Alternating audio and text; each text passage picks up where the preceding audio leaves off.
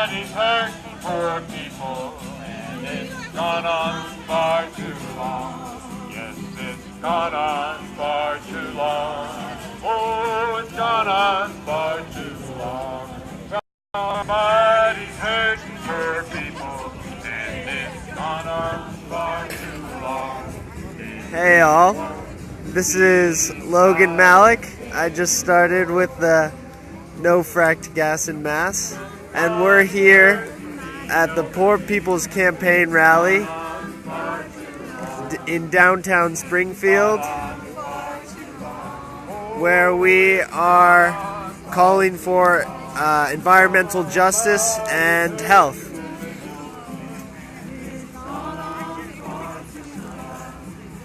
And we're just getting started, but people are coming. Looks like it's now around 70 or so people who are just showing solidarity and support for environmental justice, as well as for folks who are struggling on the ground.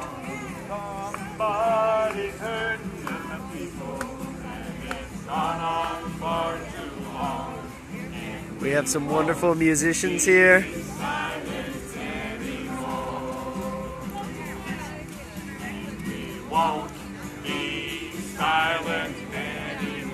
And if you're in the area and can come on down for this action today, it's going to be beginning at 1 o'clock and should be going around till 3. So come on down if you can.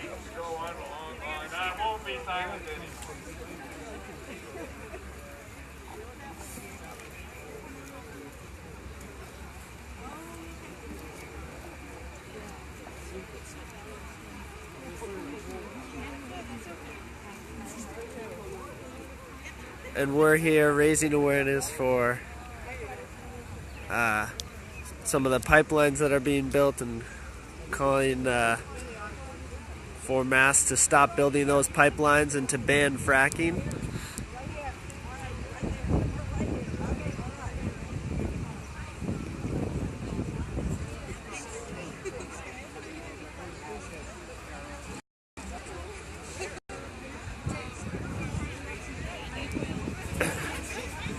Lots of people from various different organizations have come down and organized this. All right, we know that you all know this song.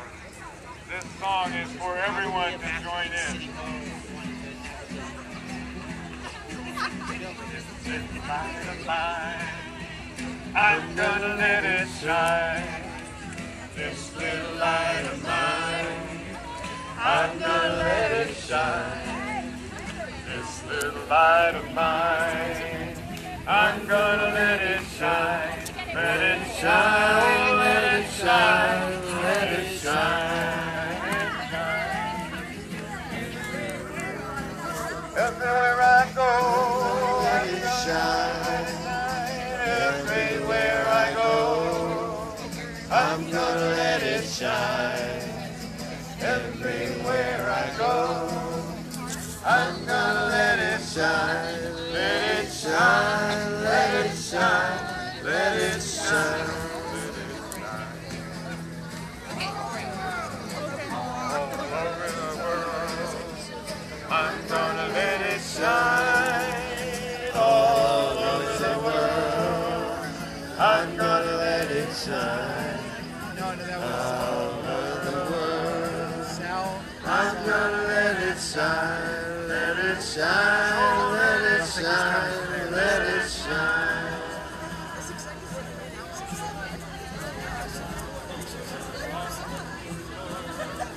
I'm gonna let it shine for all the people.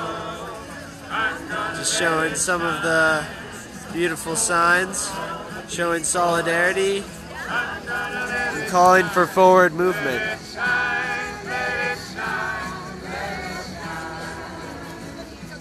We're about to get started, and lots of folks are coming out.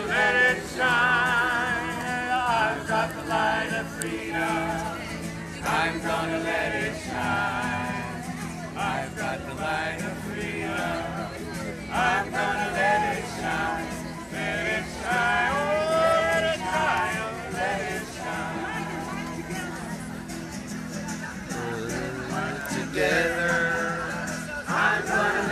shine.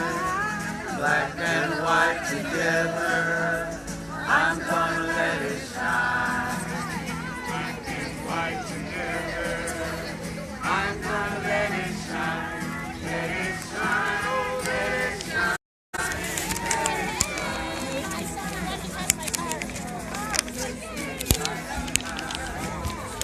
I'm gonna let it shine. We're down here at the Court Square, right in downtown Springfield. And we're just waiting for the action to begin. We have some great music to accompany us.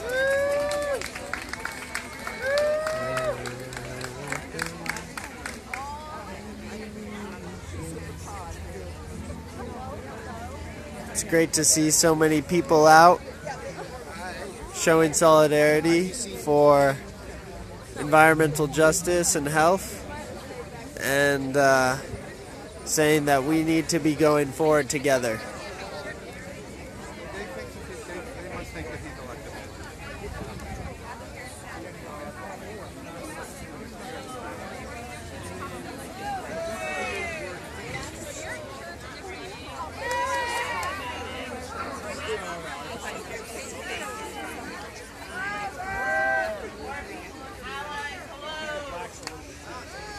And the rally is just about to begin. Okay,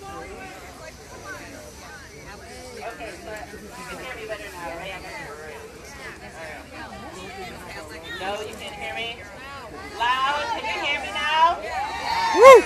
All right, perfect. Everyone, thank you for coming out today. It's so great to see your beautiful faces. It's not raining and we love it. Your signs listing the poll, poor people and allies. Welcome to Springfield, to the Massachusetts. Campaign comes 50 years after MLK, Martin Luther King Jr. led it, and it's certainly a timely moment to bring it back. There are over 30 states involved in these actions, and we're really excited to be one of them. So with that being said, Tavar, do you want to share maybe a little bit about, so Tavar and I are both poor people. Are there any other poor people and allies in the house? Right? And we definitely witnessed the war on poor people happening in Springfield, happening all across the Pioneer Valley. And we need to let you know one more thing before the whole shindig goes down. We have Vanessa here, and Vanessa is a interpreter for people who speak Spanish. So if you speak Spanish, please gather around Vanessa. She is standing right here where I'm pointing with the yellow sign and her hand up. So again, if you speak Spanish, please gather around Vanessa. Si hablan español y quieren interpretación, puedo interpretar. Hey, por los mudos. You could do the sign language. Mi nombre es Vanessa y estoy aquí al lado si desean tener interpretación en español. Thank you so much, Vanessa.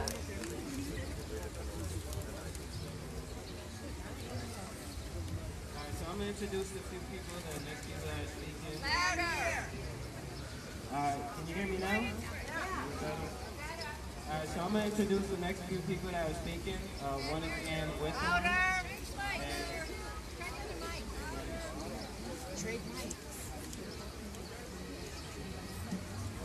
Alright, can you hear me now? Alright, Alright, so now I'm going to introduce Whithorn. She's going to sing Long Time Welcome Rights Organizer. So good.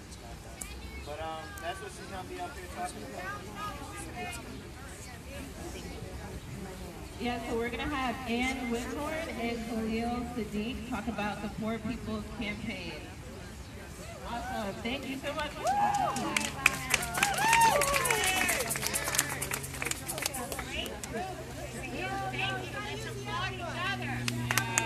Woo!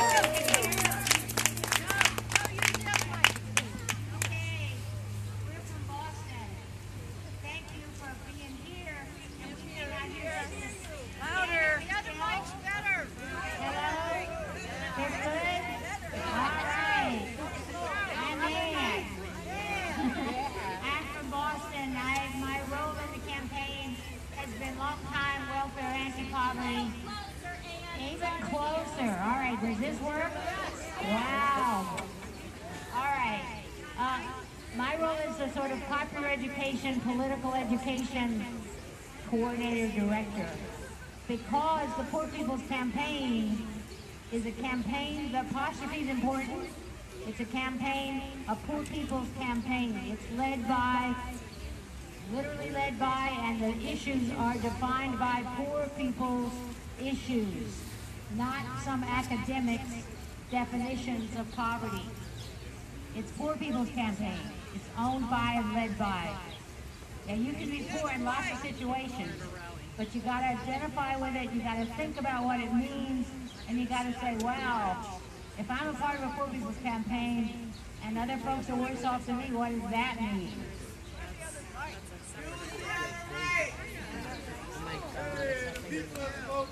All right. Work better? Yes! All right, I'm just taking the people's orders here. All right, I'm not going to be much longer.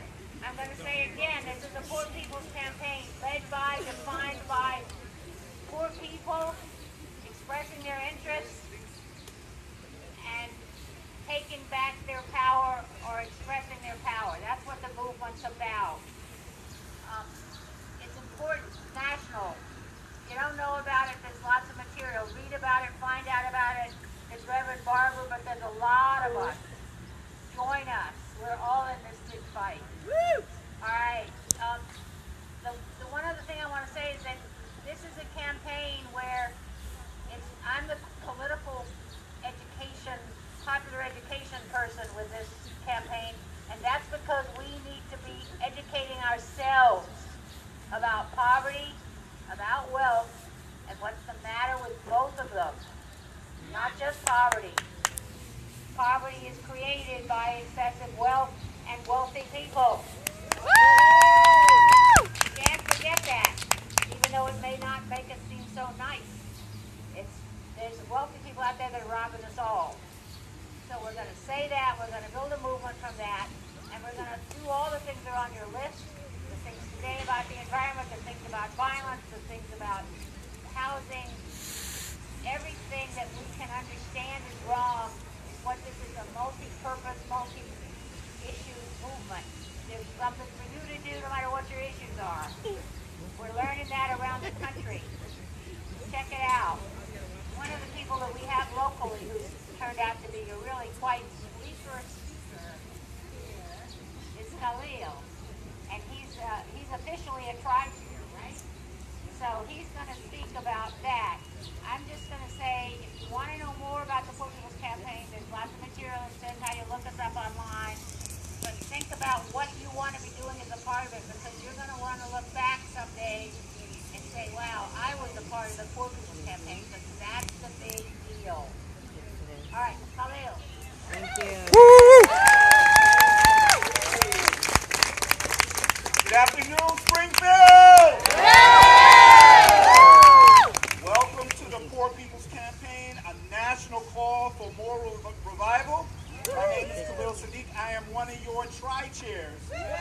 Your liaison. Thank you so much for Springfield for hosting this event. The first 3 events were actually held in Boston. We did a lot of good things there, and now we're reaching out to the west in Springfield. And today's theme is about health, healthcare, and having a healthy environment. As I look into the crowd, I see a lot of great signs that are talking about the things that we want to focus on today. All kids deserve a healthy schools. I see a rise for social justice. Oh, yeah.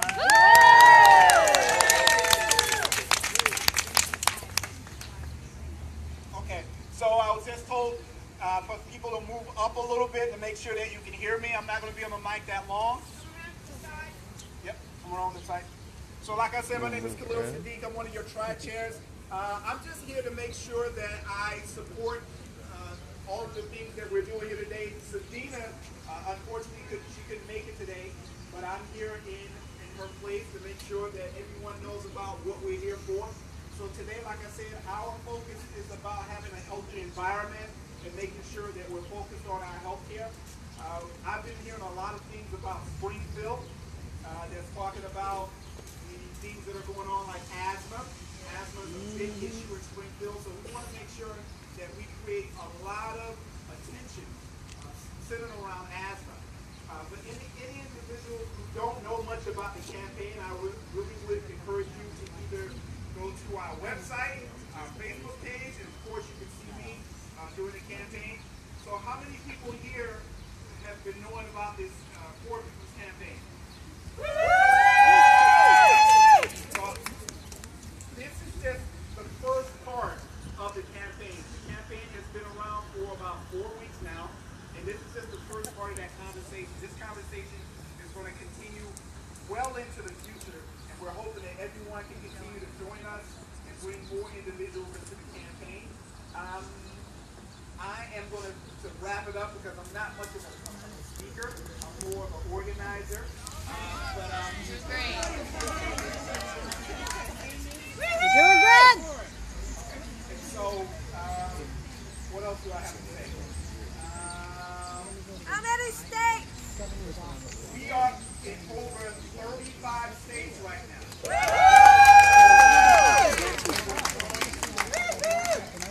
And a lot of our work, we have gotten the attention of the nation, to be honest. Certainly got the attention of the nation.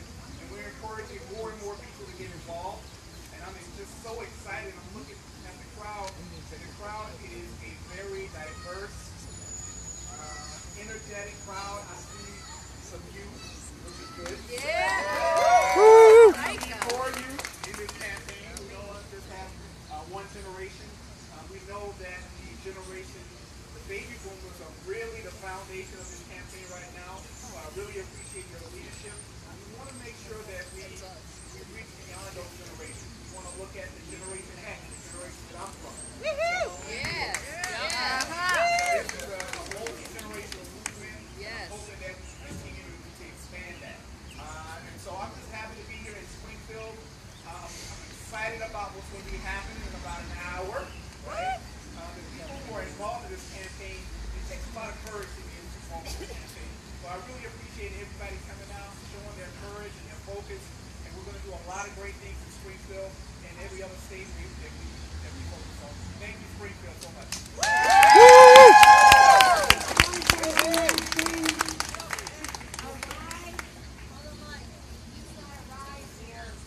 You are natural leaders in Massachusetts.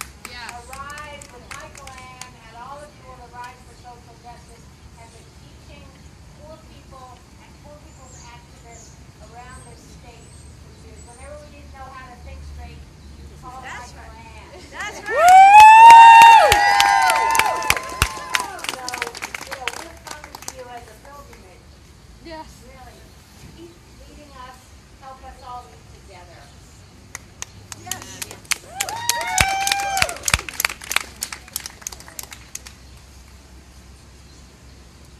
Thank you so much, Ann and Khalil. So now what we're having is Rabbi Amy Katz of Temple Beth El in Springfield come give us an invitation and blessing.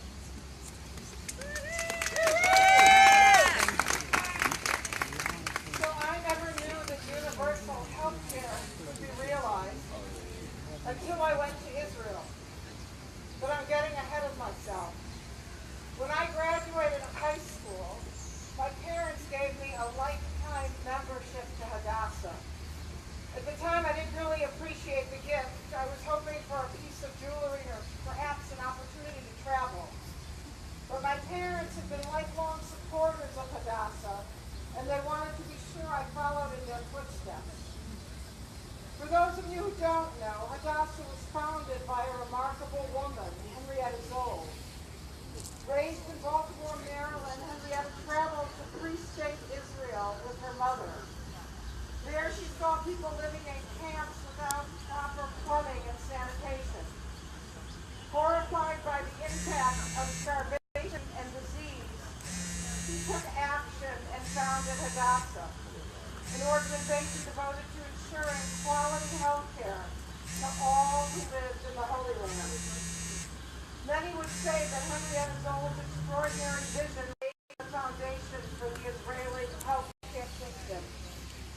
Today, this health care system includes some of the world's leading research,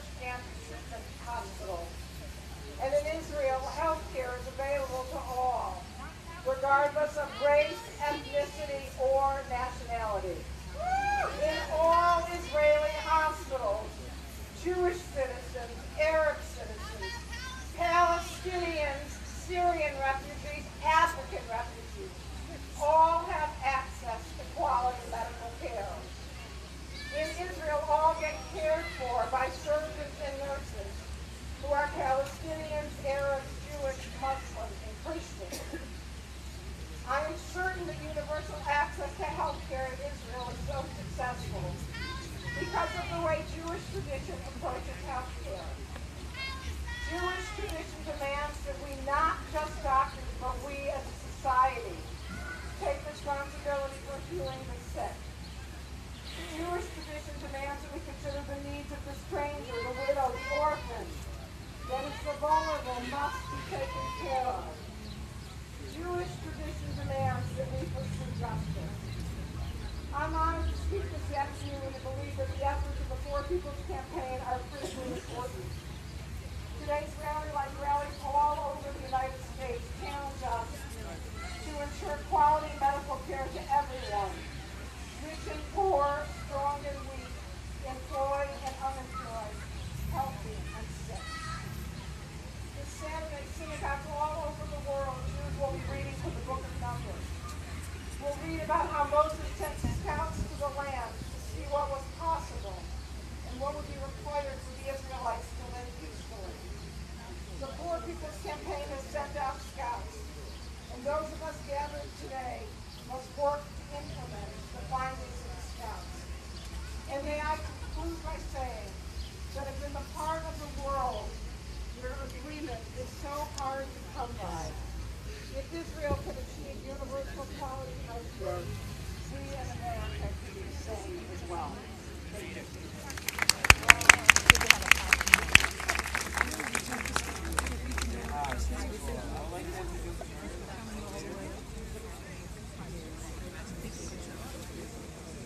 What was on your mind when you woke up this morning? What was on your mind when you woke up this morning? Freedom. Woke up this morning with my mind set on freedom.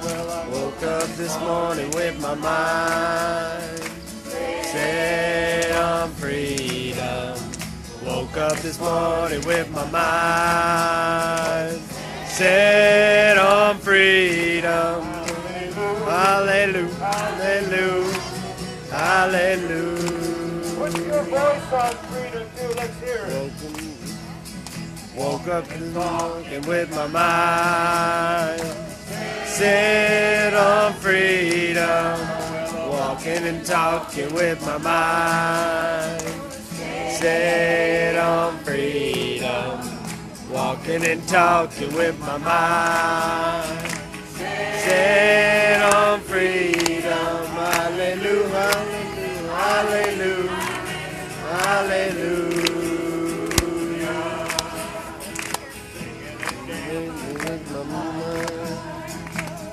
Set on freedom. With my mind. Set on freedom.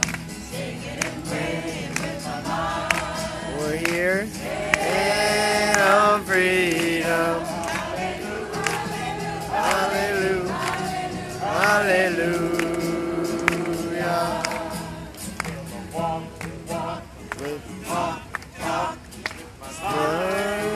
On freedom, walking, talk with my mind. Freedom, walk with my mind. On freedom, hallelujah, hallelujah.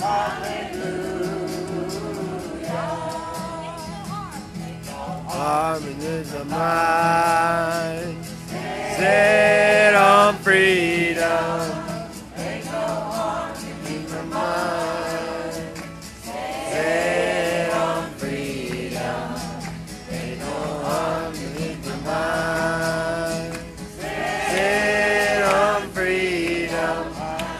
Hallelujah, hallelujah.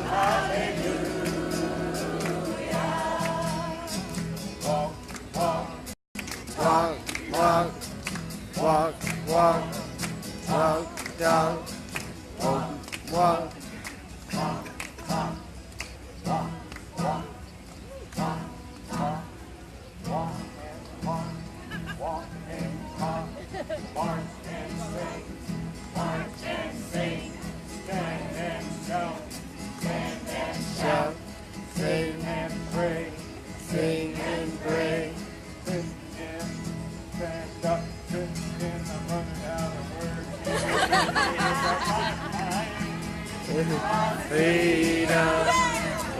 is walking with my mind. Sit on freedom, walking and talking with my mind. Sit on freedom.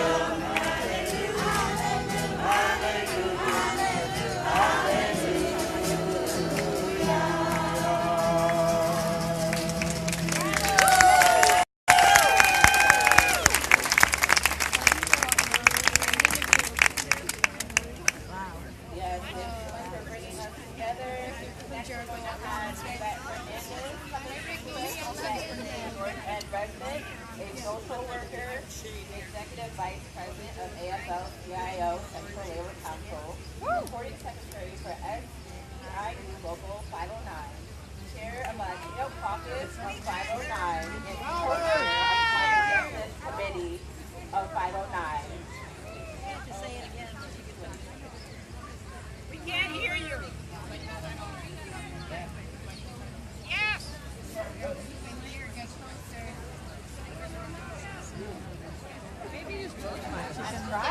If you put them together, So I'm going to start over because Beth deserves a really good introduction. So we're having Ivette Hernandez speak.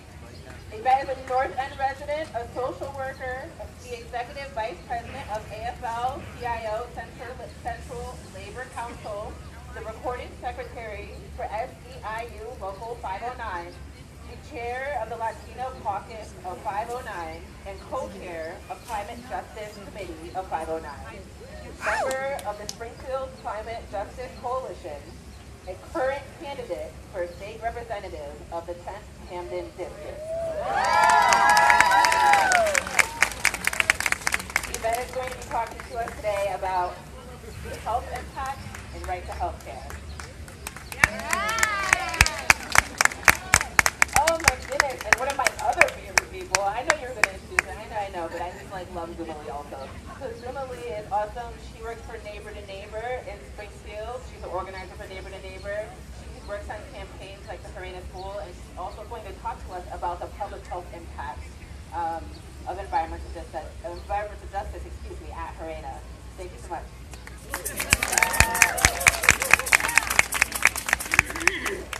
Thank you, everyone. So I'm a North End resident, and as a North End resident, I've been in the North End for over 20 years now.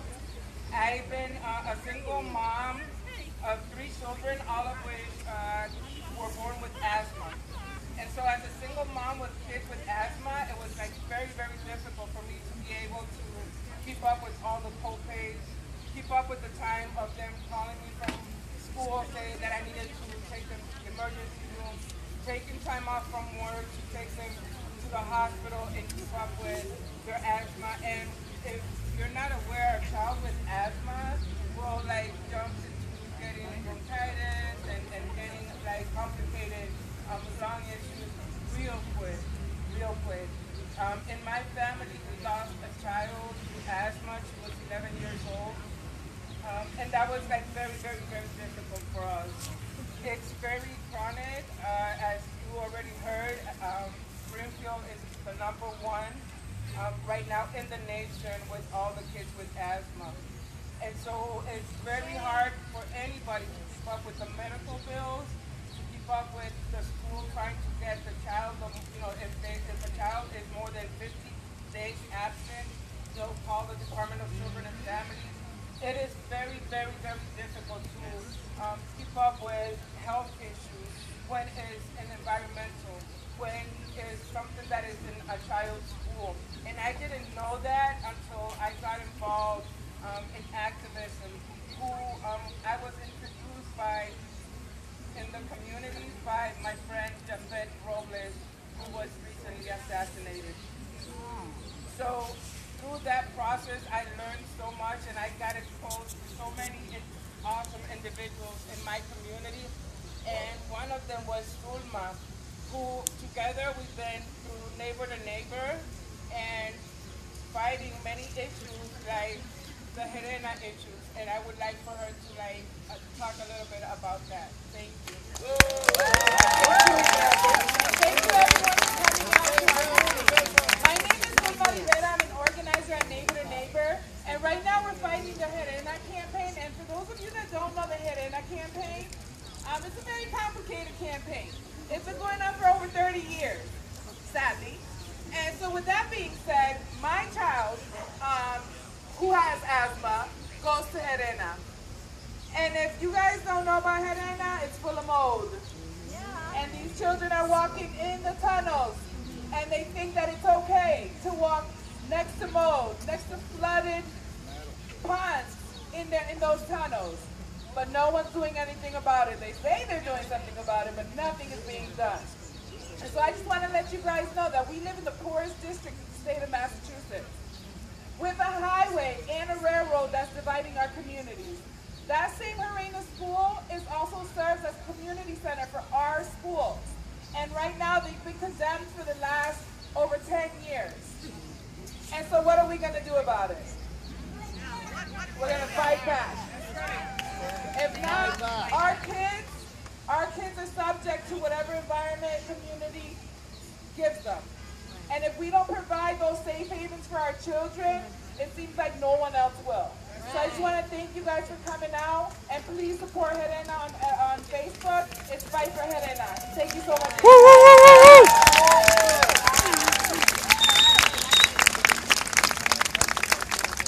Definitely thank you for those inspirational words. I would like to bring Anabel of Raise Up, Massachusetts, speaking about the big page family medicine. We're here at the Poor People's Campaign, calling for environmental justice and health. Can you hear me okay? Yes. So my name is Anabel, Santiago, and I'm a regional coordinator with Raise Up Massachusetts for the Coalition for Social Justice. So I want to start by saying that if Massachusetts were a country and we were to compare us to all other countries in the world per capita, we would rank as the 4th richest country. And despite that, we have one of the most extreme level of income inequalities of any state in the United States. So in this country, working people have been refused the most basic benefits that the vast majority of other developed countries have been offering for years to their citizens. So one of these benefits is paid family and medical leave. And we're matching up right now with Papua New Guinea as the only developed nations without paid leave. So 50% of children in Massachusetts are low-income families. And these families that are struggling day to day to make ends meet. So when a health emergency occurs in these families, they have to make the tough decision of either taking care of their loved ones or keeping their jobs to pay their bills, which can further exacerbate their financial situation. So we need to economically empower our working families so that they can reap the benefits of such a program like paid leave. So this is why Raise Up has been getting job-protected paid leave of 16 weeks of family leave, 26 weeks of medical leave, and it would only cost a small cup of coffee a week, basically, per worker. Wow. To fund the entire system. So, and having this benefit is essential to our health and the health of our families. So, things that improve, maternal health improves when we have paid leave because it allows the mother to spend more time with their baby and physically recover. And it also improves her mental health. It improves infant health. It reduces the rate of infant mortality. And since the mom gets to spend more time with her baby, breastfeeding also improves. Yeah. And it reduces the stress of the family when both parents are able to take leave and share the responsibility that comes with having a baby. And it also strengthens partnerships. So, but even aside from parental leave, under the law that Raise Up has been fighting for and proposing, we would be able to take care of our sick family members for ourselves without the fear of losing our jobs or going into debt. But even then, we still need to go further than that. After implementing this system, people can go on paid leave, but if they don't have the access to the health care when they take that time off that they need and the support that they need, then what are we doing, basically? So we need to have better access to health care for all. Last thing I want to say is that our paid leave program has the standard of health equity, and by that I just mean that all are able to have the opportunity to attain the full health potential of the programs regardless of their background. So we need to branch out the standard of health equity into any legislation or campaigns that we champion for, because we all know that the struggle isn't selective of who it makes a victim of, so we shouldn't be selective with our legislation or any of our solutions. So let's pass paid leave this year and tell them that we want an equitable paid leave program, and that it's time for them to do their job for the people that they're supposed to represent. And if they don't, we'll see them on the ballot. So I just want to mention that there are some people gathering signatures for paid leave in 15, which is another campaign that we're working on. So make sure to catch them if you haven't signed the petitions yet. And that's all. Thank you for having me.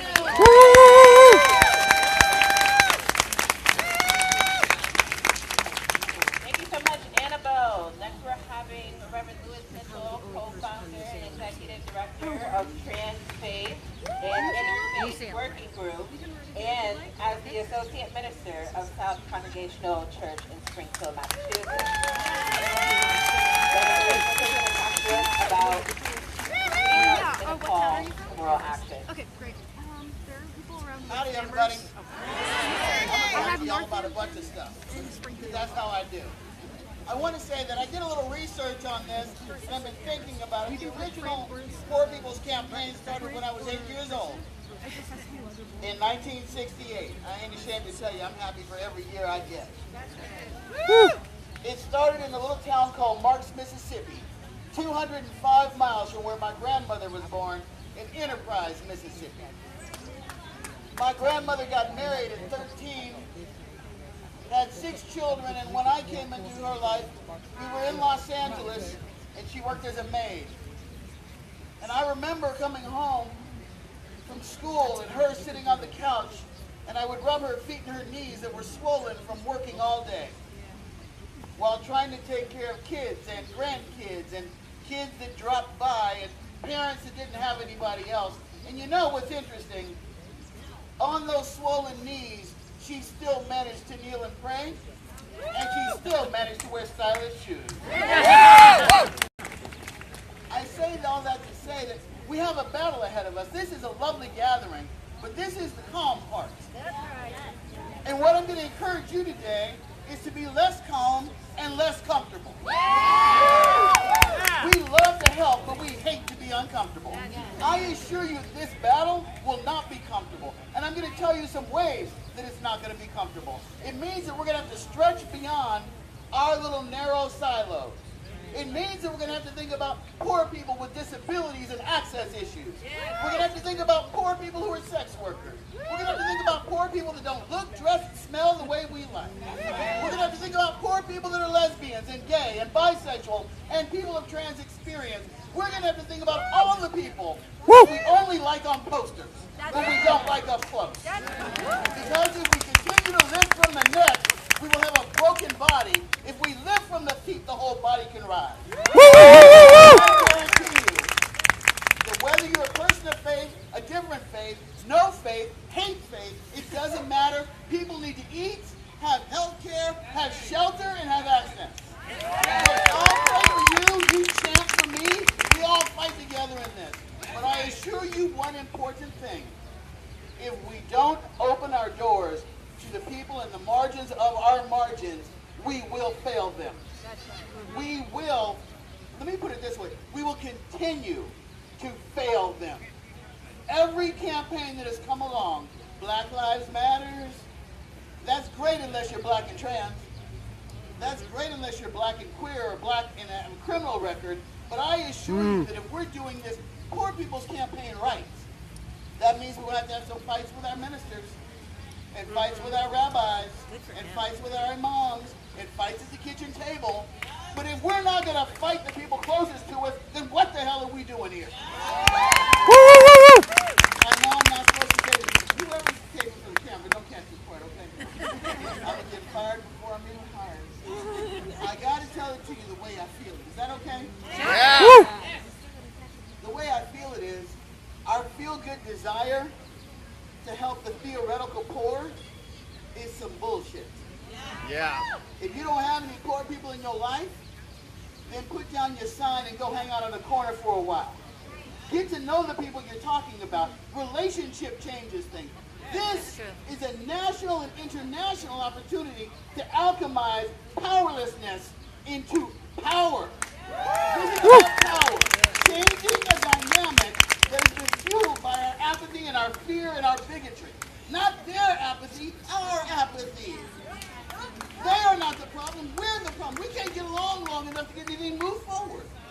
So I need you to put all your isms aside, all of your ideas about who's right and who's wrong, and if they would stop doing that, they'd probably do better. Bullshit.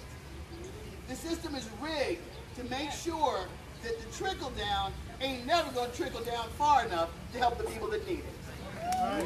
This is my call to action to you. It's threefold. One, get off your computer and get into the world. Get to know some poor people. If you sit around at your gathering and everybody look like you, kick everybody out and y'all all go somewhere else. The second call to action, we have to make it inclusive for the people we claim to serve. I see a sign that says, somebody's hurting my sister. Somebody's hurting my brother. We don't live in a binary world. We need to have a third sign or get rid of both of those signs. Because that non-binary person that comes, you've already told them they're not welcome. Just by your signage. Get it right. It's worth it to you. You cannot serve people you cannot see and respect. If you are, you're a hypocrite. I'm just going to say that. I'm just going to say it the way it is. If you can't stand someone who has sex for a living because that's their only alternative, but you're talking about helping poor people, go home. Woo! Go home, write a check, we'll love you, bye-bye. We need to not be disenfranchising people that we're claiming to help. My call to action to you is to be sincere. I don't have time, I'm almost 60 years old, I'm glad for it, but I don't have time for bullshit campaigns where we all sit around and we're good liberal people patting ourselves on the back. I got no time and energy for that. I got a 6-year-old and 2 jobs. Look, I don't have time. What I need is some sincerity. If you're afraid to go where poor people live, write a check so somebody else can go. Hello? Don't act like you don't hear me though. I need you to be where people are, and if you can't go because you're afraid, because you have disability issues, because you can't drive at night, whatever the situation is, enable somebody else to be there. Support the people that are on the ground doing the work. Support the people who are on the ground doing the work. We've heard speakers that have organizations and campaigns that are getting by on less than a shoestring. A borrowed shoestring. A stolen shoestring. Something that looked like a shoestring that was never a shoestring before. Put your time, your effort, your talent, and your money to work for the people that you claim to want to serve. At the end of the day, what will happen if this is, I won't even say if, when this is successful. When this is successful, what will happen is there will be more people like me in front of a microphone. And when I say that, I mean this drug addict with a record, who was a hoe, who is now a minister of God, who is a trans individual, who can stand in front of you and say, I survived in spite of your apathy. I will survive with your support.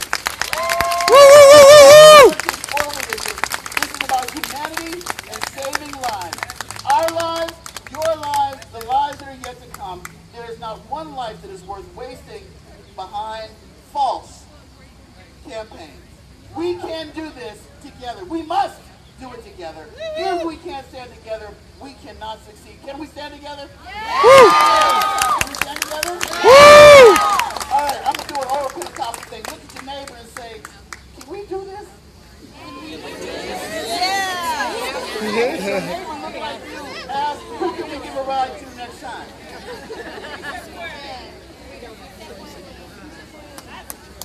We need to stand much closer together. I want to really invite you. This court square is shelter for a lot of people. How many of you have been here when people are sleeping here and eating here? I don't see as many hands as I should. How many people have been here when people are sleeping and eating here? Okay, if your hand is not up, you know where to come. If you want to meet poor people, go where poor people go. If you're not wanting to meet poor people, why are you here? If it's about making you feel good, go home.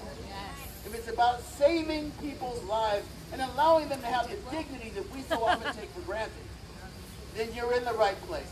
Let's do this together. And Johnson had a war on poverty. Our current administration has a war on poor people. But it is a war that we will not let him or them win without a fight. And I got news for you. I know how to fight.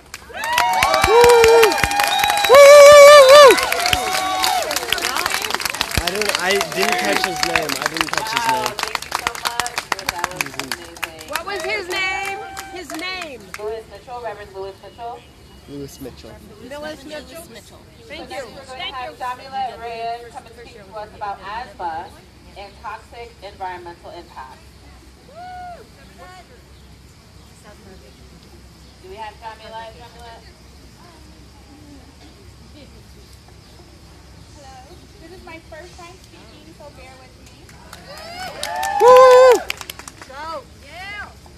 So I'm not with any organization, but I am a parent. I'm a mom of a student who went to Harina. My child is 5 years old, and when I talk to her, I ask her, how do you feel when you have asthma? Mom, my eyes go, my heart stops, and my lungs are dead. My child didn't feel that. No. And going to Harina, the school, the teachers are amazing, the principal is awesome. But when you walk through that tunnel, it stops your breath. There's puddles on the floor where kids run through. And I've made multiple complaints about that. It's safety for our elderly. Most of the students there are taken care, or a good percentage, by a grandmother or a grandfather. And the stairs, I guarantee you go there now and there's buckets packed with water.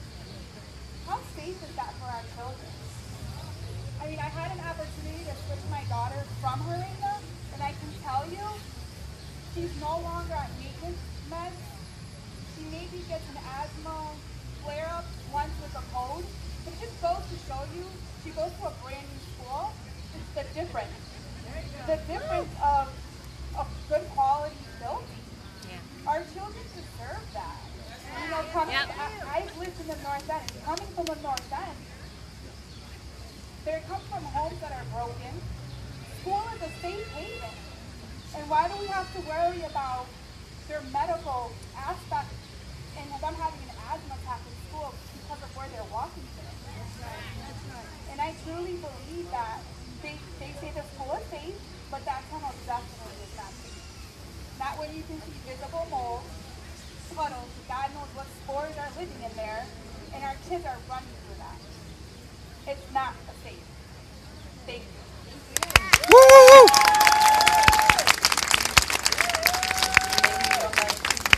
Jamilette, that was very eye-opening. So next we're going to have Tatiana Cheeks, aka the Bold Lady, come and speak to us.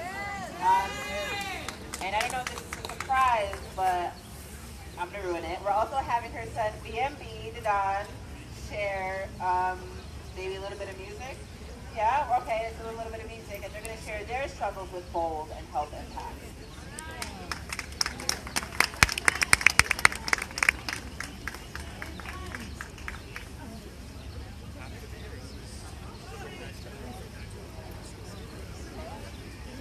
If anybody's from Springfield that's interested in signing up for Springfield, okay, no problem. Amherst? Yeah. There are people around with American city petitions. You'll just see them with clipboard and just ask them if they have the city of Amherst. Except for Medicare for all.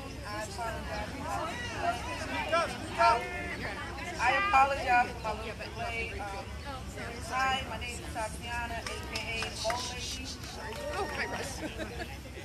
I started this little battle I'm in for personal reasons. I started this battle for personal reasons because the mold problem was in my home. But after research and talking to multiple people, I realized the mold problem is a problem in Springfield in general. And I know what my children go through because they're allergic to mold on a regular basis. I know what my children go through dealing with mold on a regular basis.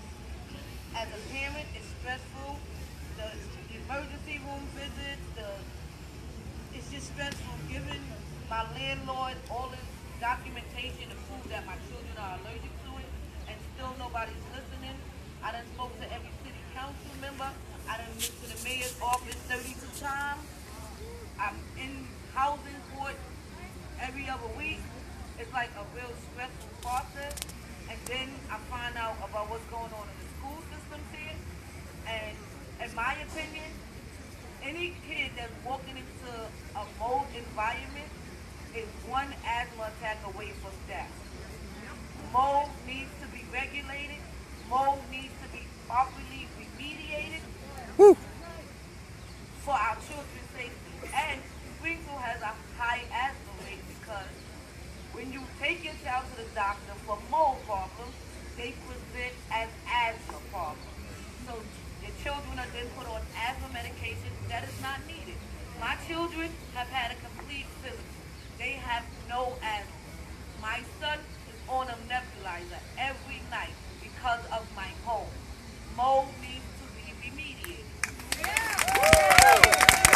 So on that note, I'm going to turn the mic over to my firstborn son, Devon, also known as B&B the Dawn.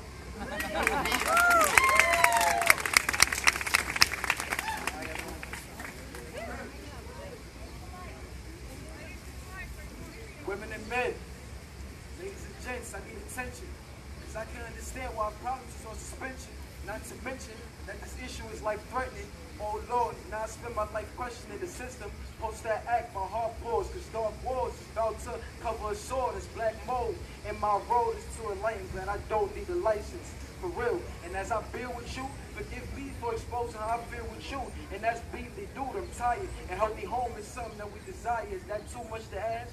Don't look and laugh, don't put us last, because we not gonna fold, because my younger siblings is allergic to mold. This whole situation got me mad and impatient, because they call me crazy, because I'm on the porch pacing as well, because my mom is on a mission, but ears are super distant, and they trying to mind their business, but we in this to win this, crying for help. It's more people, we literally dying for help, we on the way.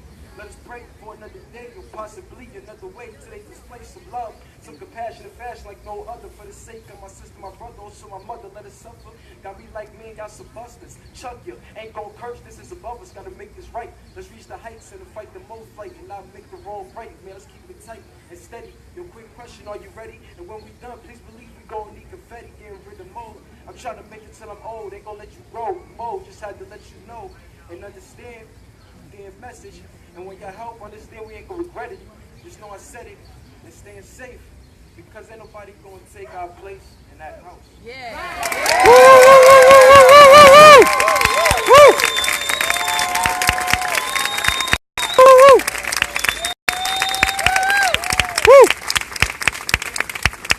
So we know we need to get our message out, right? If we're gonna shift consciousness, we need to share words. How are we gonna share those words? We need art, right? And that was just so fantastic. That's just wow. Thank you so much for that. Alright, next up I'd like to introduce Darlene Elias, co-founder and Puerto Rican activist with Western Mass Boricuas for Liberation of Puerto Rico company, and host of the radio program Occupy the Airwaves and the new and upcoming radio show Cultural Impact and Cocktail Culture. Current co-chair of the Latinx Caucus of the Green Party of the United States. Speaking in support of Hello,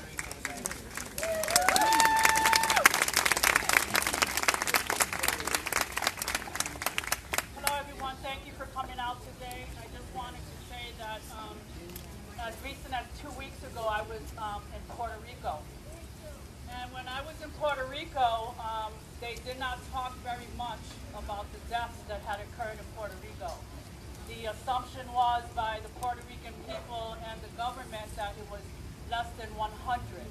And as you are aware, there was a recent Harvard study that was done by PhD graduates who went out to Puerto Rico, and they determined that the numbers were a lot higher, and that they maybe even exceed 5,000.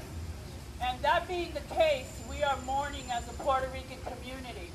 So we are going to ask for a moment of silence.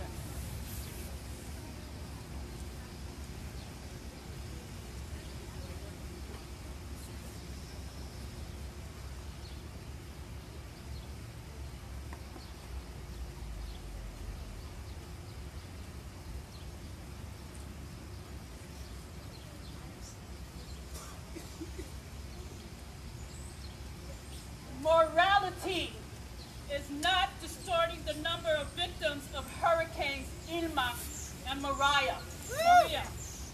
Morality is not refusing to provide immediate relief and health care to an island devastated by a weakened infrastructure. Right. Morality is not imposing austerity measures for the purpose of retrieving a debt that is illegal and does not belong to the people. Morality is not closing hundreds of schools and laying off teachers. That's right. Morality is not gambling with the lives of people as if it were some political football game between bureaucrats, corporations, and politicians. That's right. That's right. Thousands have fled Puerto Rico due to the recent natural disasters to the U.S. And we have many, many Puerto Ricans living here in the U.S. now in U.S. motels and hotels, and homeless among family members and in shelters. Yes. Going hungry. Rosejo, the governor of Puerto Rico, he wants them to return to the island.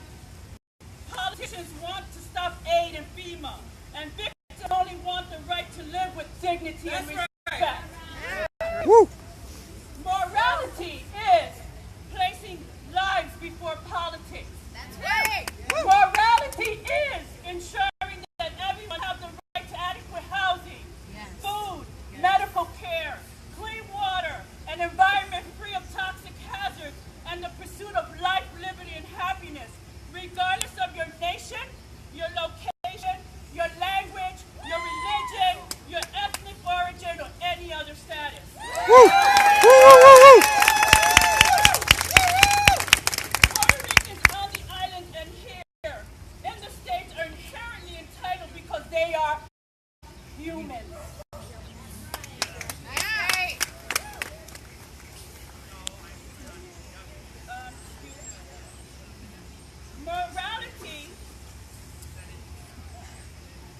Morality, again, is providing one another and embracing one another as one race, the human race. And morality is placing lives before politics. And morality is allowing for Puerto Rico to self-determine, even if this means independence. Woo! Woo! Woo! Woo! Woo! Woo! Woo! Morality is part of the Poor People's Campaign. And it is a moral imperative right now that we embrace Puerto Ricans both on the island and the United States. Woo! Woo! Woo! We cannot expect for the government, who is corrupt, both on the island and the United States, to embrace our people and to ensure that they live with dignity and with humanity and respect.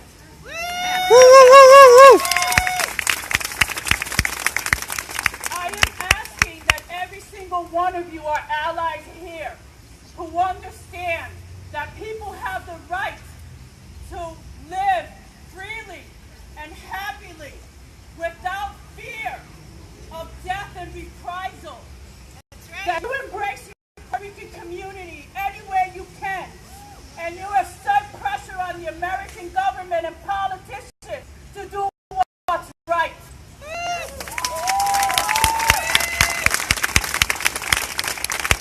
We are Western Mass Boricuas for the liberation of Puerto Rico that's standing up here.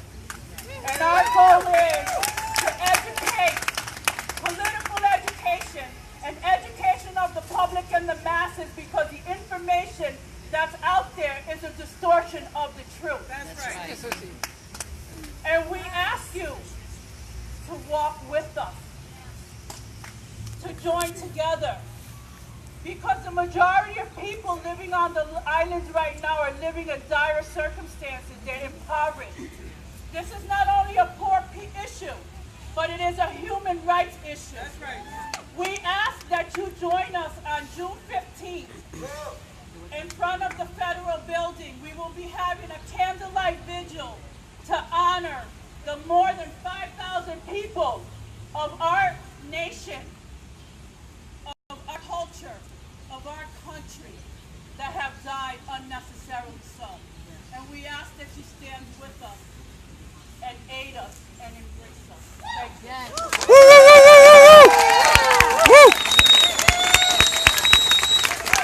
At the federal building on June 15th from 5 to 7, we'll have speakers there, a moment of silence, and a candlelight vigil. Thank you very much.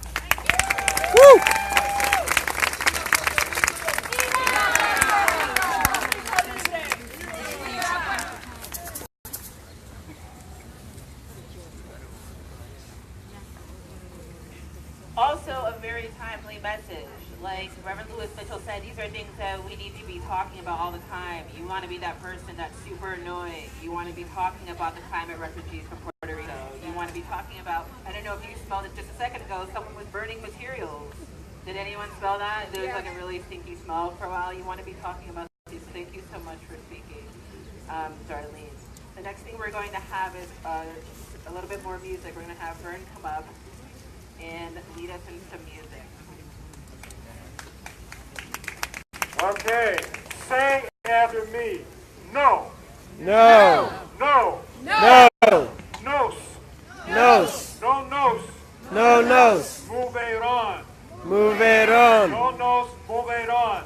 No nos. Move it on. No, no, no. No nos. Move it on.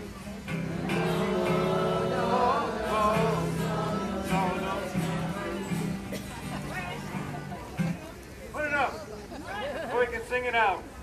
No, no, no. Come join me. No, no, no, no, move it on. No, no, move it on. Para del Rio. No nos move it on. We shall not be moved. We shall not be moved like the tree that's failing by the water. We shall not be moved. We will no nos move it on.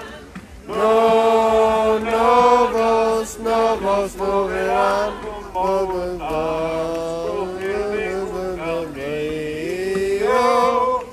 No nos moverán. Luchamos por los hijos. No nos moverán. Luchamos por los hijos. No nos moverán. Como los aguas del río. No nos moverán. Stand with Puerto Rico. No nos moverán. Stand with Puerto Rico. No nos moverán. No nos moverán.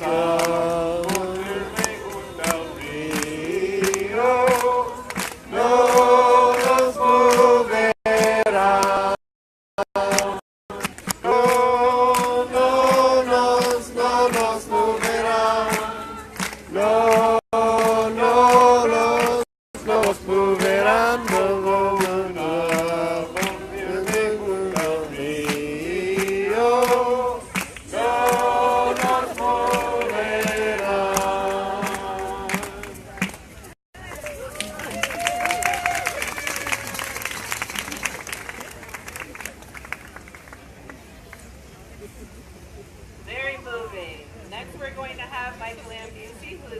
Executive Director of Arise for Social Justice and one of the Massachusetts tri-chairs, I believe, of the Massachusetts Poor People's Campaign. And we're going to have her speak to the issues we've been discussing and helping us to connect the dots between those issues and giving us some next steps about what we can do.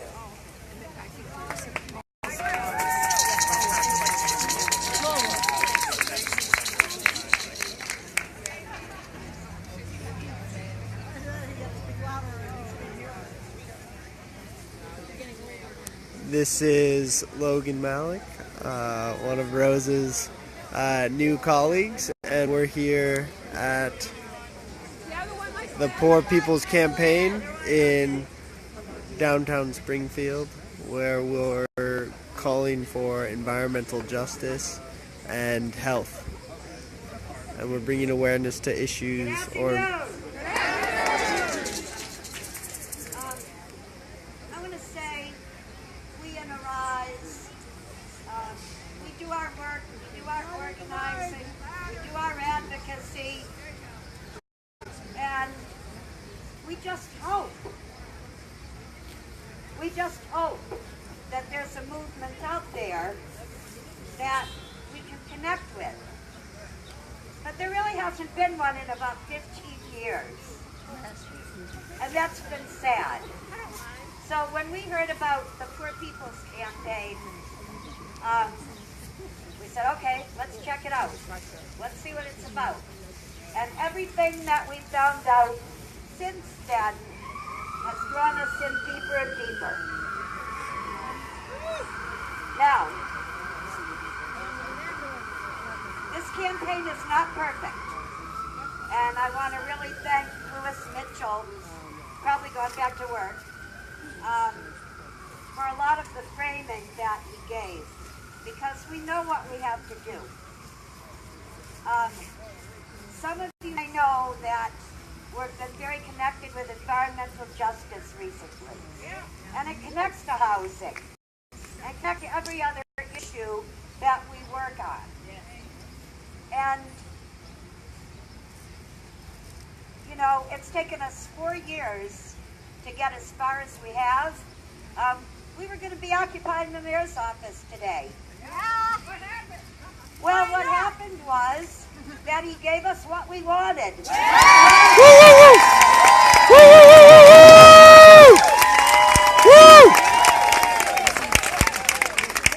I guess he knew we were coming. So it doesn't mean that we don't have lots of work to do. And you know what? I don't think we have another 4 years to diddle around and make incremental progress. This is the year we've got to make huge progress. And I believe we can do it. If I didn't believe in the power of the people, I wouldn't be able to get up in the morning. If I didn't believe in the power of the people, I wouldn't go to Arise. If I didn't believe that we could do it, I wouldn't be here. I do believe it. I do believe it. We've got to make this the most important movement in our lives. Yes. We've got to do it now. So, I want to thank you all so much. The folks who came down from Boston and Charlemont, all over Massachusetts to be here. Yes. You matter to us. Your solidarity means a lot. But don't let it just be for today. Be with us, and we'll be with you. Thank you. I forgot two important logistics. If you want to help us, we're going to have a big speak out here on the 23rd about poverty. If you want to help us canvass our community, call Arise. Or email us, ariseforsocialjustice@gmail.com. And number 2, we're about to march. We're going to have one more song, and then we're marching. And we'll gather on that sidewalk there. We'll be in good shape. We'll be ready to go. Thanks.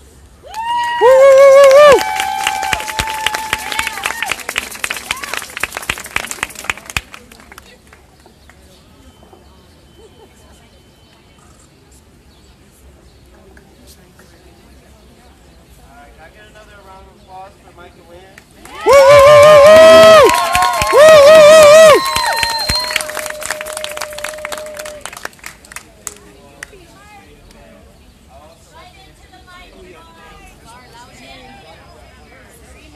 Can you hear me now? So I'd like to introduce our last singer, Candia Pink, a community organizer with No One Leaves and past City Council candidate, Award 4, Springfield.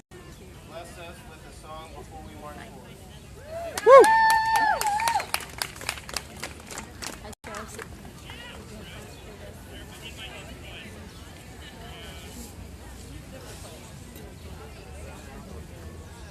How everybody doing out there? Feeling out there?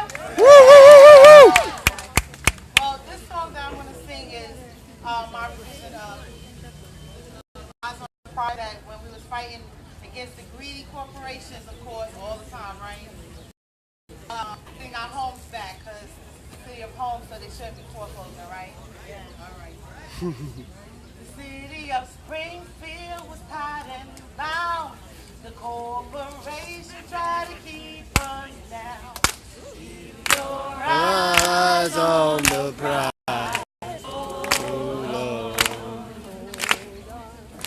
We started to stand up and fight for our rights.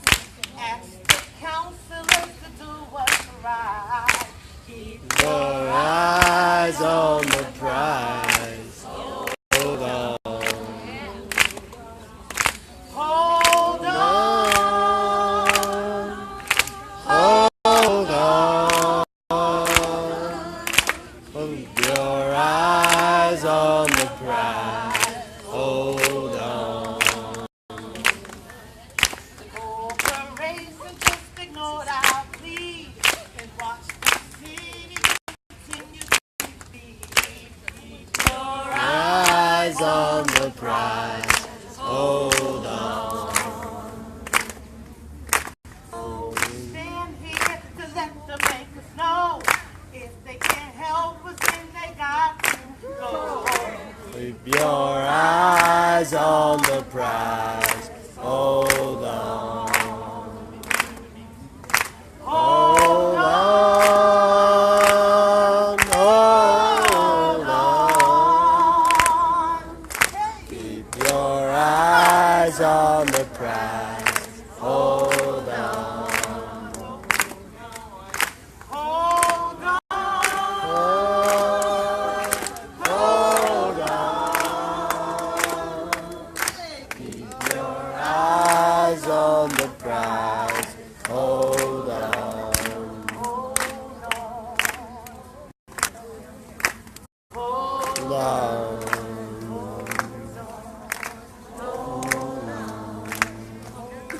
Eyes on the prize.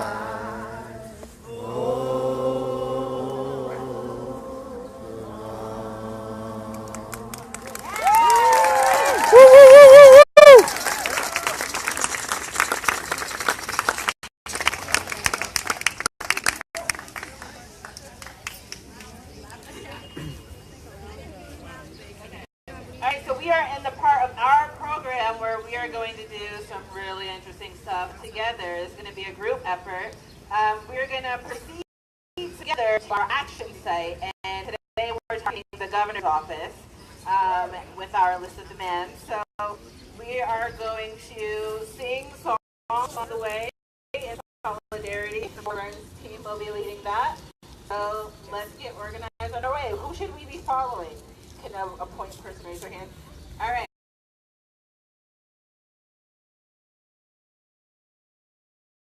Okay, so we've got people in reflective vests toward the back there. So if you can follow those folks, we will get organized. And we are about to be marching to the governor's office, where we're going to be delivering a list of mail. They're getting nice and organized. The line at the left. I've been Probably diligently back doing of that line. Oh, nice, nice. Oh, in Diamond Stone. Hi, Ian. I feel like you would be, you know the folks on this. Yeah, yeah, it's my feed. Yeah. This guy's legit. Yeah, that's what we needed to hear. Is it still live now? Yeah. Great. Should I turn it off? Oh no, I think we're good to go. All right. I heard from one guy who was at last week's in Boston. He said there were more people here than at last week's action in Boston. Wow. So this is worked out pretty well. That's great.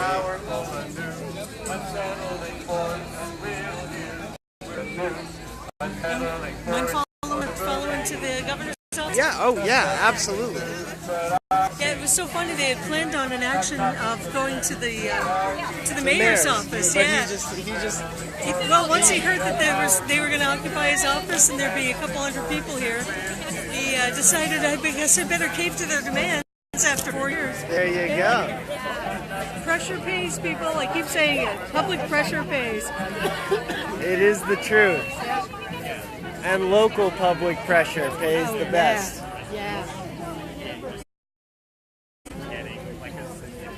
I tried doing interviews with people and No one was. they were listening to the speakers. Yeah. There's a good lineup of speakers. Oh my gosh. That reverend was really incredible, I thought. But really everyone. There's a lot of sugar shackers here. Yeah. They're organizing the civil disobedience part of this. Are they going to be doing the civil disobedience in the mayor's office? In the governor's? Not in the governor's office, around the governor's office. Okay. I think it's closed, so I'm not sure what they have in mind, but they definitely wanted to target him. I've been to some of the protests in Boston, but I'm near Boston, so I just want to get the... They really are. It's pretty incredible. This was far more than I expected. Yeah. As far as folks. I got nervous when we came up. There were like 6 people here. It's like, oh no, we had like 20 at the last meeting planning for it. Everyone came. I saw a bunch of folks from Toxics Action Center in Boston. You did? Yep. So they came up. They had a contingent. Great. And I've heard a couple other people who came from Boston that I don't know. I am also in large part here because a colleague asked me if I was interested in talking. And I see one of the water protectors here that was out at Standing Rock. Yeah, I think you may have introduced her to me. Nope, this is another one. Another one. Oh my gosh, Yep. incredible. The other one was Rima. She actually lives in Plainfield, so she's not too far away. Ryan, I think he's from out west. I'm not sure. And he's very active at Connecticut expansion at those protests. And that's so cool. He's out here today. It's so great just to see some of the folks who are like really, really involved. Oh yeah. And then people that are just standing up for their neighborhoods too, you know? Yeah. The schools have tremendous mold problems here. Yeah. And they're dealing with so much infrastructure and traffic. And now the casino's coming in, so that's bringing more traffic. Oh gosh. I finally got to see those buildings down the way. The casino building? Yep. Yeah, they did a good job of making it look like it's part of the city. Yeah. You know, respecting the architecture, but it's still going to bring a lot more traffic. It's still to an already congested town. You know? Right. And I don't know if it's the right kind of traffic. Yeah, yeah. Well, I'm thinking just pollution-wise, but yeah, there's the whole economic factor on whether or not it's beneficial. Yeah. Generally not, from what I can tell. I would not guess so. Yeah. Wow. The Hampshire crowd is great. I like the alternate nature of it still. I like it. No, not having anything. You guys have a chapter in... I have to get into 5 college students. I don't know. Provide paper. It's only now. I don't want to waste it. That's okay. Yeah. I did that with the Natalie Marchand one. I got to be on the crew for one of her shows because she was table for pipeline stuff. So I had that sticker system on the team or something like that. I'll take one of those. I always will. Right, but... Yeah, I get what you're saying. We were not represented well in the beginning.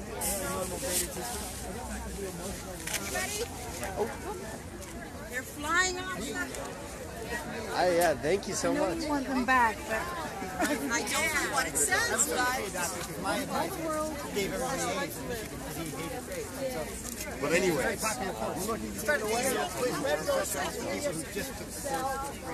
Mom and Rico.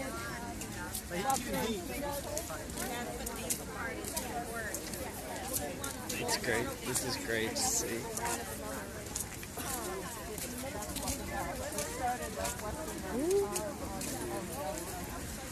Do you go to actions like this on a weekly basis? Is it that common? No, it's not weekly at this point. There have been a bunch over the years. There were a lot of walks between compressor station sites for when Ned was an ongoing thing. Yeah. So I was on a couple of those. I did relief driver on a couple of them. Oh, man. I have some health issues for walking long distance, so it's like I can provide relief driving. Hey, there you go. It's necessary. True. And there was a big one for in Albany for the 401 water quality certificate, the Constitution pipeline. Yep. And that's what ended up stopping that pipeline. Oh my God. Was the state never gave that certificate to that pipeline. That was a few hundred people walking through the streets of Albany. Jeez. Yep. There you go. That's pretty awesome. Early on, there was a walk all the way across the state. It went from town to town. Oh my God. Every day was one or two towns. And that was for pipelines? Yeah, that was for the Ned pipeline specifically, all pipelines in general, but the Ned pipeline route as close as they could match it. And it ended with a rally on the Boston Common. And 5 of us had a meeting with the governor right after the rally. Jeez. That was Deval Patrick still at that time. And so a little bit more yep. receptive. Yeah. I don't know about how much. Well, he was very good at sounding really personable and concerned, but what he actually does is another story. So. Well, that's the Democrats. Too often. Yeah, he's a little corporate. But at least he wasn't talking about a combo platter, including gas. Yeah. That's what Baker wants to talk about. That's what Baker talks about? Yeah, when we talk about the energy mix, he keeps talking about how he wants a combo platter. I keep saying we need a combo platter without gas. Thank you. Yeah, we'll have a combo platter with renewable energy. Exactly. You can get that just as well. And lately what they've been trying to do is word legislation in a way get buried in some archive and not get published. It sounds really clean, but it leaves the door open. It says including Class 1 renewables, but not limited to Class 1 renewables. It's pretty astounding, like how, how they do that, how they leave. We were focusing on trying to get a sustainable investment fund, and like right at the 11th hour, they changed. And the big thing for us was that it was fossil free, that it was not invested in fossil fuels. Right at the 11th hour, they changed the wording. And just were like, okay, here's the final document, and they had kept it until then. And we had, luckily enough, we called folks at 10 o'clock at night, and we're like, we're going to basically tell the school that you lied, but tell students, and they changed it back. Well, that happened too. When we met with Deval Patrick, he actually, Bruce Wynn from Beth, said, we need a study showing what we need for energy and how it can be met before we put in a pipeline to see if a pipeline's necessary. And he said, well, yeah, we can do that. So he started this study from the Department of Energy, energy resources. And it was tremendous public input. They had stakeholder meetings. We all went out to Boston, and it was workshopped and designed. They worked on it for months, and then they kept stalling the outcome of the study. Every time they stalled, I got more and more suspicious. And then they finally came out with a study that basically the scope of it was how much pipeline do we need? Not how much energy can we supply without a pipeline. Yeah, they changed it at the last second before it came out. I kept saying, I was one of the 5 people in the room that asked for this study. I've been at all the workshops, and this is not the study we asked for.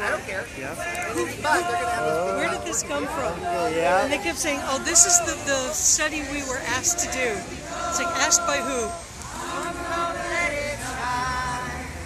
Everywhere we go, I'm gonna let it shine, let it shine, let it shine, let it shine. Careful. Careful about that. Let it shine all around the world. I'm gonna let it shine all around the world. I'm gonna let it shine, let it shine, let it shine, let it shine. And for those of you watching, we're in downtown Springfield, marching for environmental justice and health in the Poor People's Campaign. If you're in downtown Springfield and can come join, the more the merrier. We're cruising down Main Street towards the governor's office. Not sure where the governor's office is, but they know. Planter. It's funny. There's always like a flurry of folks who come onto the live stream, and then it goes down. Oh. Who's that? Oh, Jane Vaughn. She's in England. Wow. Yeah. Hi, Jane. It's exciting. One of her best friends is a guy I went to high school with. Wow. He lives here in Springfield. No way. Yeah. There you go. Hey, Dennis, where are you? Huh?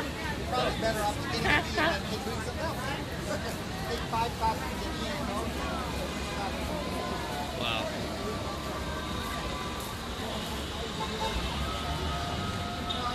Would you mind holding this for just 1 second? Sure. I just want to tie my throat.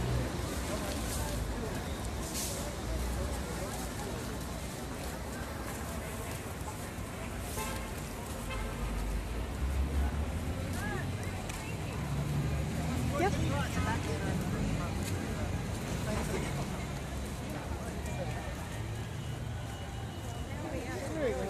Yeah, it's getting warm. Now that it's stopped raining. It stopped raining just in time for this too. Yep, I was nervous this morning. I know, like, it was pouring. It was torrential at our place. Yeah. Yeah.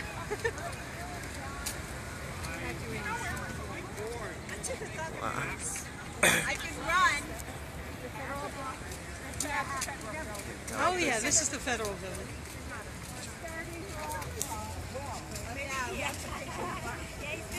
Oh man. It's okay. Yeah, one time Elizabeth Warren was doing one of her talks here, and we flooded the lobby. Really? Yeah. Were you guys protesting? Yeah, we were pushing for FERC reform. Good. And she said a lot of things that sounded supportive. I don't know if she took any concrete actions, but you know, FERC is. If you don't put up the fuss about it. Okay, so that's the thing is, Warren especially, she was elected as a result of all these organizers. Yeah. And actually, folks that are watching, remember, you have until July 25th to put your comments in to the review of their approval process. So go to No Frack Gas and Mass. Under Act Now, you'll see FERC policy review, and you'll see how you can put in a comment on that. I'm gonna have to learn all these things. Oh yeah. One heck of a first day. Huh? Oh, it's a great one. Baptism of fire. This is, when you're in DC and you care about these things, you gotta go to a fair number of rallies. And oh yeah. There's got to be a lot of opportunities to go to rallies in DC. Yeah, but far too often, they're not, when it's national. This one's discovering that they got what they were asking for from the mayor. That is incredible. Before they even had to protest. That's incredible. After asking for 4 years. Yep. All it took was knowing that this was going to happen. See, looks like. Show me what democracy looks like. This is what democracy looks like. This is what democracy looks like. Show me what democracy looks like. This is what democracy looks like. This is what democracy looks like.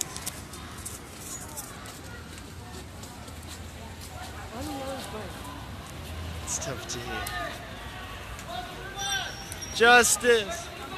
Now. Justice. Now. Justice. Now. Justice. Now. Justice. Now. What do we want? Justice. When do we want it? Now. What do we want? Justice. When do we want it? Now. Justice. Now. What do we want? Justice. When do we want it? Now. What do we want? Justice. Now. No. Justice. Now. Shut it down. Okay.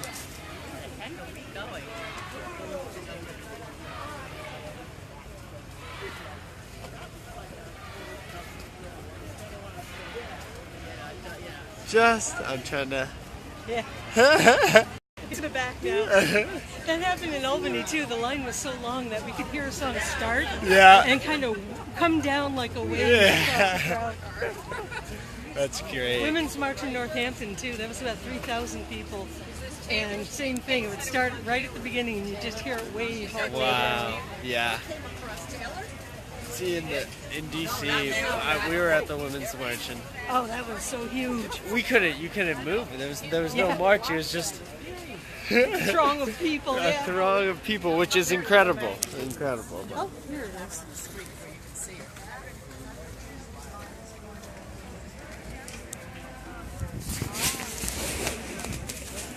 Yeah.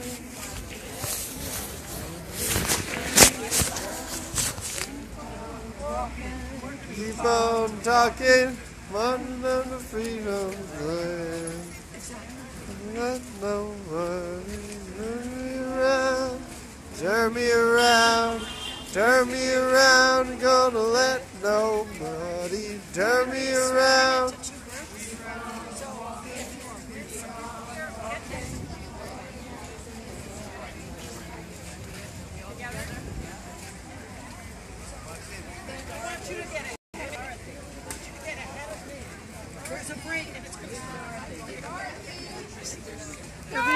Irvine, is this the break between people who are going to be arrestable or not? It's not. Okay. Because we have enough people to make it worth making 2 routes. Got it.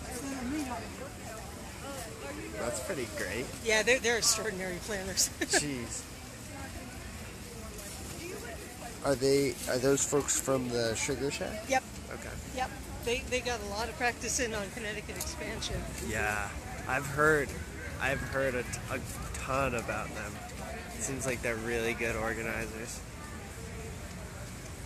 Irvine and Kathy are really tremendous at thinking through it on their feet. Yeah. Yep. That's what you got to do. But it's not without a whole background of training though. They held lots and lots of workshops on how to organize and how to participate in different roles and so on. Yeah. We did the same for the scoping hearings. We organized like different roles that you could play at a scoping hearing. Yeah. Not scoping, the open houses. Oh, the open houses. Yeah, okay. Yeah. Because pipeline companies, when they propose a pipeline, they have to hold a certain number of open houses, and open house format isn't a great way to get information out. No. Because they're talking with you one-on-one. Right. So they can give everybody their own set of information. Right. And most of it was non-information. A lot of it was like, I don't know, you should talk to that person over there. Yeah. And then you go wait in line over there and so on. So. Yeah. Jeez. Recently, National Grid was trying to do an open house with folks in Stephentown, New York. Yeah.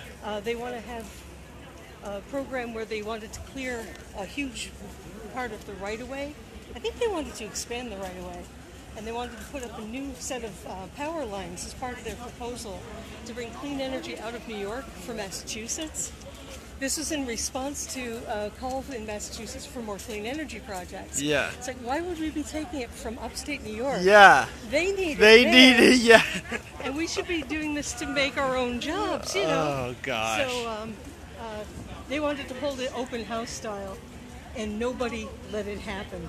The whole group was like, no, you are going to tell us the information publicly, and we're going to have a discussion back and forth publicly. And they would not let them hold an open house. They made them do a presentation style. Oh my gosh. Yep.